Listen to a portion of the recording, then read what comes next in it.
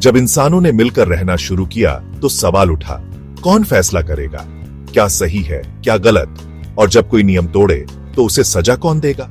ऐसे ही एक सवाल ने जन्म दिया, कानून को और फिर संविधान को। संविधान केवल एक किताब नहीं, यह समाज के आत्मा की आवाज है, वो नींव जिस पर हर सभ्यता ने अपने भविष्य की इमारत खड़ी की।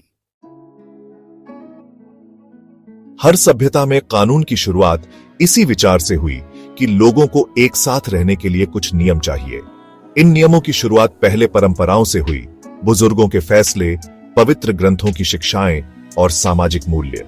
धीरे धीरे जैसे समाज जटिल हुआ, वैसे ही इन नियमों को लिखना पड़ा ताकि कोई भूल न हो और हर व्यक्ति को समान न्याय मिल सके। जब लोग स्थायी नगरों में बसने लगे तो कानूनों को सार्वजनिक तौर पर घोषित करना जरूरी हो गया। बेबीलोन के एक महान राजा ने अपने राज्य में सैकड़ों नियमों को पत्थरों पर खुदवाया ताकि हर नागरिक जान सके कि उसके अधिकार और कर्तव्य क्या हैं। मिस्र में फिराओ को देवता माना जाता था और उनका आदेश ही कानून था। वहां मात नामक देवी को न्याय और संतुलन की देवी माना जाता था। मिस्र के पपीरस पर लिखे गए न्यायिक आदेश आज भी संग्रहालयों में सुरक्षित हैं। भारत में नियम केवल कानून नहीं बल्कि धर्म का भी हिस्सा थे। मनुस्मृति जैसे ग्रंथों ने समाज में वर्ग, विवाह, उत्तराधिकार और दंड प्रणाली की नींव रखी।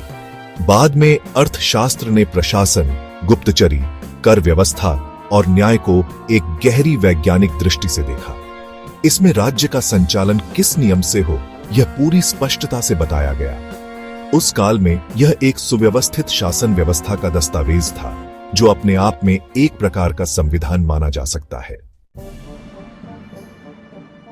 यूनान में पहली बार यह विचार सामने आया कि कानून केवल राजा का नहीं होना चाहिए, जनता को भी नियम बनाने का अधिकार मिलना चाहिए।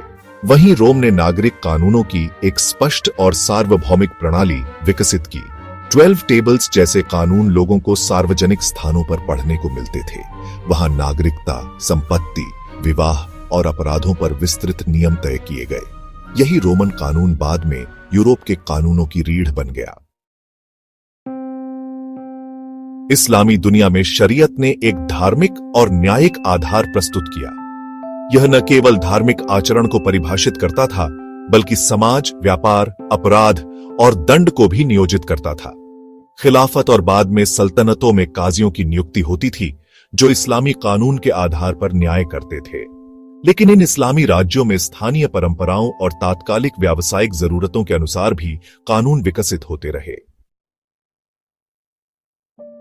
राजपूत, मराठा, बंगाल और दक्षिण भारत के साम्राज्यों में राजा ही सर्वोच्च न्यायाधीश होता था। लोक परंपराएं, धर्मशास्त्र और प्रशासनिक जरूरतों के अनुसार कानून चलते थे। मुगल शासन में फारसी परंपराओं और शरीयत दोनों का मिश्रण दिखाई देता है। यहां न्यायिक प्रणाली का संचालन दरबारों के माध्यम से होता था। जब भारत पर ब्रिटिश शासन आया तब उन्होंने भारतीय समाज को एक समान कानून व्यवस्था देने का प्रयास किया।